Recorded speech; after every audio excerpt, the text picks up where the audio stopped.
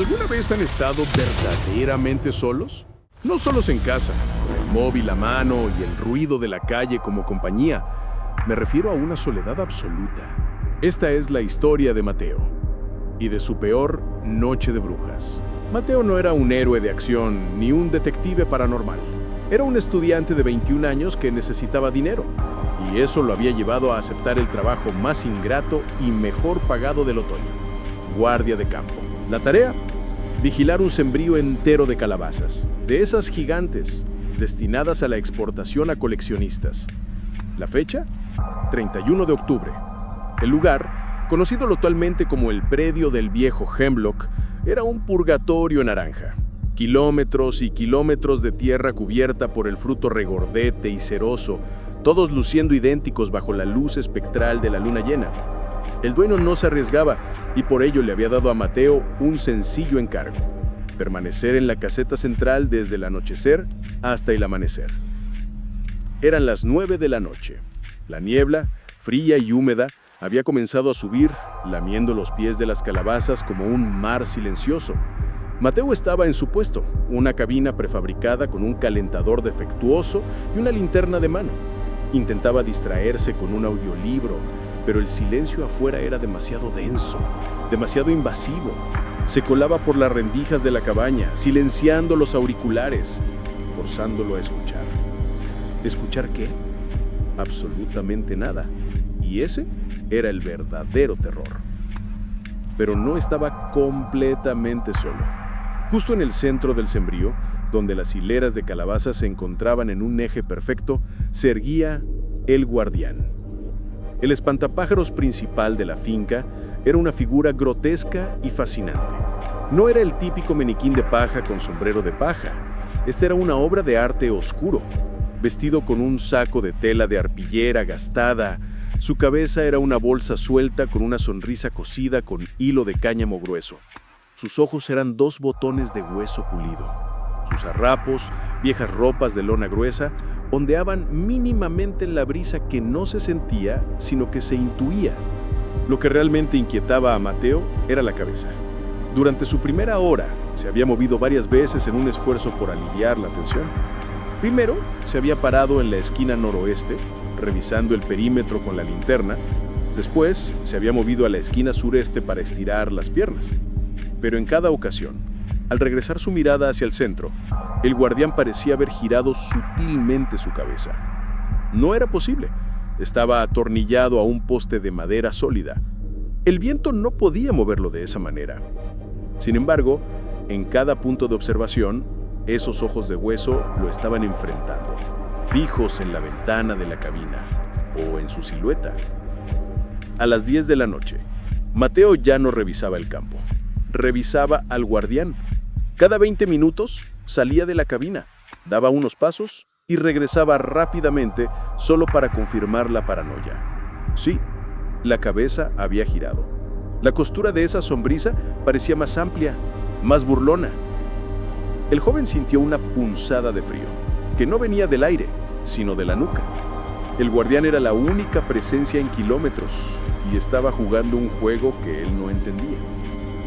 A las 11:30 de la noche, Mateo estaba sentado, encorvado sobre su termo de café frío, sus ojos clavados en el centro del campo.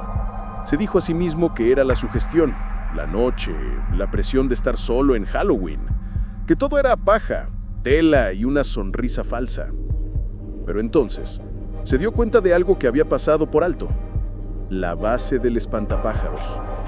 Rodeándolo, había una pila de calabazas más grandes que las demás, una especie de trono natural.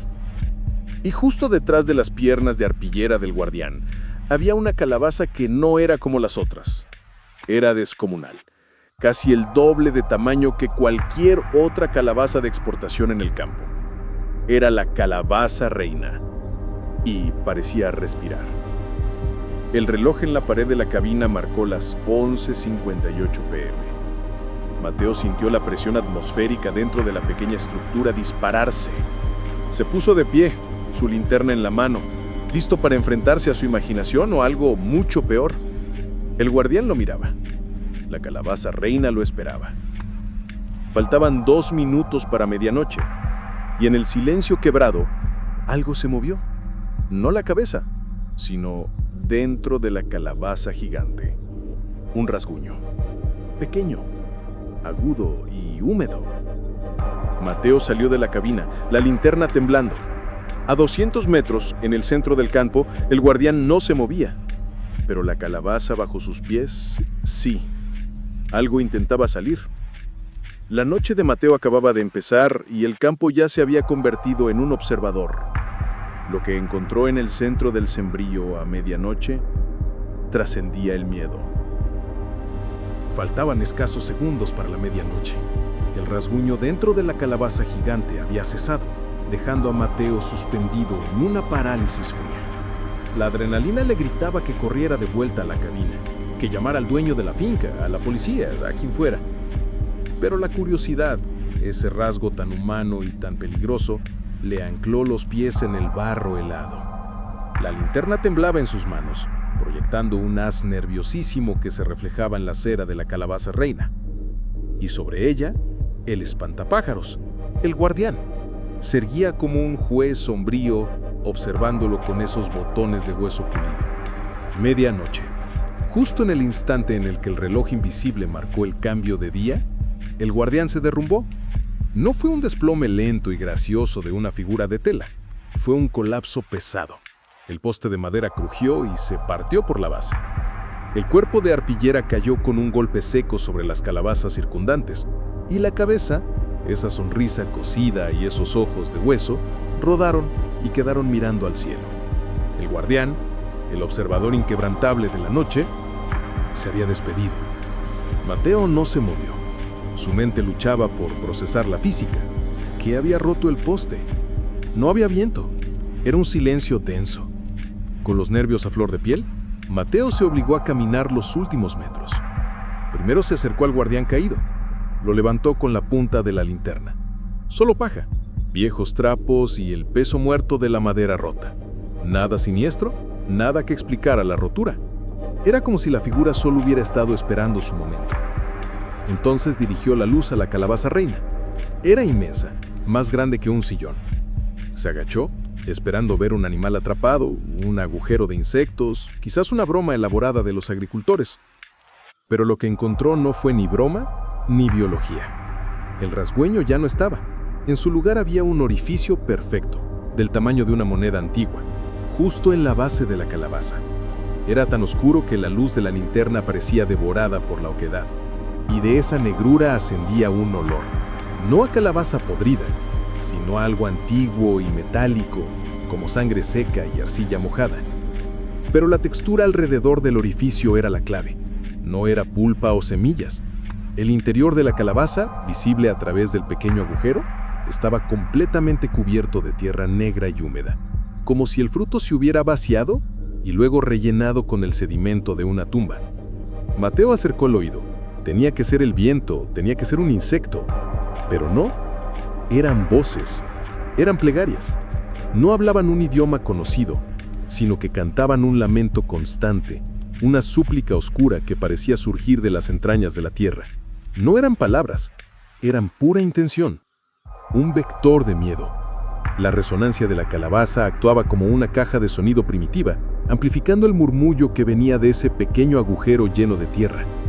Mateo se incorporó de golpe, tropezando con una calabaza cercana. Miró hacia la cabina, preguntándose si el sonido era lo suficientemente fuerte para alcanzar el puesto. No lo era. Era un sonido íntimo, solo para él. Pero al mirar de nuevo el orificio, notó que la tierra no era estática. Muy lentamente, casi imperceptiblemente, el sedimento negro se estaba arremolinando dentro, dibujando símbolos fugaces en la humedad. Parecía que las palabras del susurro estaban moldeando la tierra, forzándola a moverse. Lo que Mateo estaba oyendo eran cantos fúnebres ancestrales, el idioma perdido de un culto olvidado. Y no venían de la calabaza, ni del espantapájaros, venían de debajo de ellos. El guardián no estaba vigilando las calabazas, estaba vigilando el agujero. Y la calabaza, la reina, era solo un resonador, la membrana orgánica entre la superficie y lo que había excavado su camino hasta ahí. El agujero era un conducto, un túnel cavado con uñas y desesperación. Y la pregunta que congeló la sangre de Mateo no fue qué era, sino quién lo había cavado. El joven sintió una certeza helada. Había abierto una puerta, y algo había respondido desde el otro lado, pidiendo, rogando o quizás exigiendo. Ahora que el guardián había caído, ¿qué protegería el agujero? La medianoche había traído consigo algo mucho más peligroso que un fantasma o un ladrón. Había traído la historia de ese suelo, y esa historia estaba viva. El pánico es un fuego que te congela los músculos. Mateo, con el frío de la tierra en la sien, luchaba contra la necesidad primal de gritar. No había un monstruo visible, no había garras ni colmillos, había algo peor. Un susurro que venía de la tierra, una voz colectiva atrapada justo debajo de sus pies. Se obligó a reenfocar la linterna en el orificio. El murmullo se había intensificado, dejando de ser un ruido inarticulado para convertirse en una cadencia. Y por un terrible momento, Mateo creyó reconocer algo, un patrón. Eran frases repetitivas, lentas y graves, que sonaban como si la voz estuviera rompiendo contra las piedras. El drenaje es vida. Dame la semilla. Recuerda el precio. ¿Plegarias? Parecían más bien instrucciones o la memoria de un trato. Y todo esto venía de la tierra oscura y húmeda que llenaba el interior de la calabaza reina. Lo que Mateo no sabía era que el predio del viejo Hemlock no se llamaba así por casualidad. La tierra en la que se había construido la granja tenía fama, una fama oscura y silenciada por los años y el dinero de las grandes cosechas. Hace más de un siglo, antes de que esta tierra se dedicara a la agricultura de exportación, un hombre llamado Silas Hemlock vivía aquí. Silas no cultivaba calabazas, cultivaba obsesiones. Quería la cosecha más grande, la más pesada, la más impresionante, y cada año sus frutos eran buenos, pero nunca los mejores. Según las viejas historias que nadie se atrevía a repetir en voz alta, Silas encontró una solución no muy lejos de este mismo lugar. Un culto ancestral que creía en alimentar la tierra con más que solo nutrientes. Creían en el concepto del drenaje, que para obtener la vida más grande debía sacrificar una porción de la tuya. La creencia era que la energía vital de lo que se iba pasaba a la semilla. Y así, la leyenda dice que Silas hizo un pacto, no con una deidad, sino con la tierra misma. Él prometió un guardián perpetuo, y a cambio, el suelo le daría frutos de tamaño antinatural. Pero había una cláusula silenciosa. El guardián no estaría ahí para proteger el fruto, estaría ahí para contener lo que se usó para alimentarlo. Mateo, ajeno a esta oscura historia, sintió como el aire alrededor de la calabaza reina se hacía denso. Él no había roto el poste del guardián, sino que la tierra lo había soltado. La barrera se había ido. Al concentrar la linterna, notó como el sedimento oscuro con un brillo mineral comenzó a elevarse lentamente. No se derramaba, se alzaba, como si un dedo de arcilla estuviera emergiendo del agujero. El terror ya no era mental, era físico. La figura de tierra que se estaba formando tembló, y en la punta, Mateo juró ver el brillo de algo duro y blanco, un fragmento de hueso, no más grande que una uña, que sobresalía del sedimento ascendente. Las palabras del susurro se volvieron más claras, casi desesperadas. ¡Libera! ¡El ciclo está roto! Mateo comprendió la verdad con una claridad brutal. El guardián había caído porque la medianoche de Halloween, la noche de la cosecha y la muerte, era el momento del pago. El agujero no era un túnel de escape, era un agujero de sed. Y ahora, sin su protector, la tierra estaba estirando la mano, buscando al único ser vivo que quedaba para completar el drenaje. Rápidamente se echó hacia atrás, pero al dar un paso sintió una resistencia. Miró a su alrededor. Las grandes calabazas de exportación que rodeaban a la reina se habían desplazado, no por la gravedad, sino por un movimiento coordinado. Las hileras se habían cerrado, formando un anillo denso e impenetrable. Estaba atrapado en el círculo ceremonial de las calabazas más grandes y sedientas del campo. El fragmento de hueso en la punta del sedimento de tierra ahora señalaba directamente a Mateo. Ya no era un guardián vigilando un sembrío, Era la última pieza de una cosecha mucho más antigua. La tierra lo estaba mirando y se estaba acercando. El pago había vencido y la deuda se cobraría de su propia vida. Solo quedaba una pregunta. ¿Cómo podría un simple estudiante de 21 años luchar contra una tierra que había esperado un siglo entero por su cena? Mateo no era un guerrero, solo un estudiante. Pero la visión de ese dedo de arcilla coronado con un fragmento de hueso activó una furia ciega, un instinto de supervivencia que superó al miedo. Estaba atrapado en el círculo de calabazas que se había formado a su alrededor, una barrera naranja y orgánica que parecía palpitar bajo la luz de la luna. El fragmento de hueso avanzaba lentamente, arrastrando consigo la tierra húmeda del agujero. Los susurros ahora eran un rugido constante en su oído, repitiendo la única palabra que importaba. Drenaje, drenaje. Con un grito mudo, Mateo reaccionó. Su linterna, que aún funcionaba, era inútil como arma. Pero justo a su lado yacía el poste roto que había sostenido al guardián. El madero era pesado, astillado y grueso. Lo agarró con ambas manos. La figura de tierra que salía del orificio ahora tenía forma, como un puño lento emergiendo de una cripta. No había tiempo para pensar. Si atacaba la tierra, el agujero de Seth podría abrirse. Si atacaba la calabaza reina, el pacto de Silas Hemlock podría romperse. Eligió el recipiente. Mateo arremetió con el poste contra el flanco de la calabaza reina, no sobre el orificio, sino contra su carne.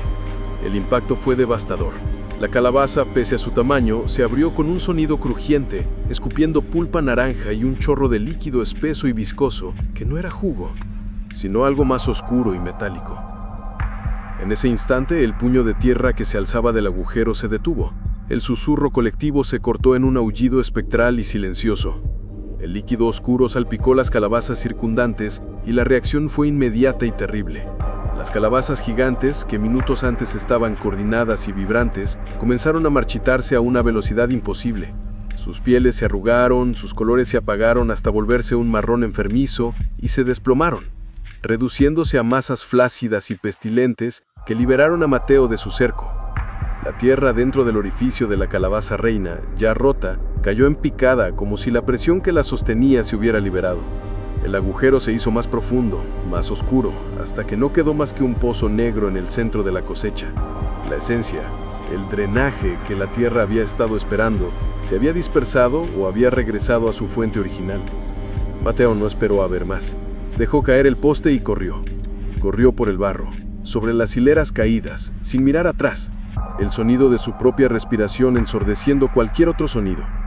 No se detuvo en la cabina. No recuperó sus cosas. Simplemente cruzó la cerca y corrió por la carretera secundaria hasta que la luz del amanecer comenzó a teñir el cielo. Mateo sobrevivió la noche, pero nunca volvió por su paga. Las autoridades encontraron la cabina vacía y el sembrío en el centro completamente arruinado. La calabaza reina era solo una masa putrefacta. El dueño de la finca juró que nunca volvería a cultivar en ese predio. Pero hay una cosa que los investigadores y Mateo mismo nunca pudieron explicar. Cuando Mateo había derribado al guardián en la medianoche, la cabeza de arpillera había rodado y quedado mirando el cielo. Sin embargo, a la luz de la mañana, la cabeza no estaba junto al cuerpo caído. Estaba de vuelta en el centro del campo, pero no en el poste. Estaba sobre la única calabaza que no se había marchitado. Una calabaza pequeña, casi insignificante, que había crecido justo al borde del agujero. La calabaza, ahora coronada con la sonrisa cosida y los ojos de hueso, parecía observarlos. Mateo se fue con la certeza de que el pacto de Silas Hemlock no se había roto, sino que solo se había pospuesto. La tierra había tomado su parte, o quizás solo la había cambiado de lugar.